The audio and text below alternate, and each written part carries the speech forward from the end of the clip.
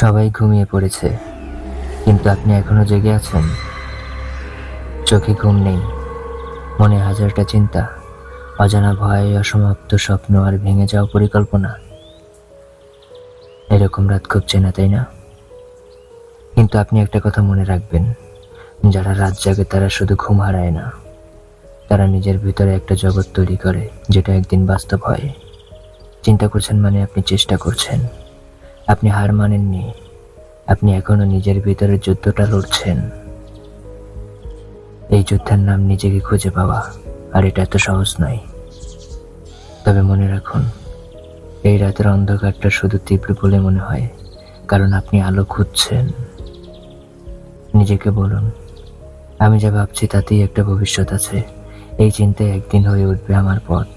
আমি জেগে আছি কারণ আমি এখন হেরে যাইনি।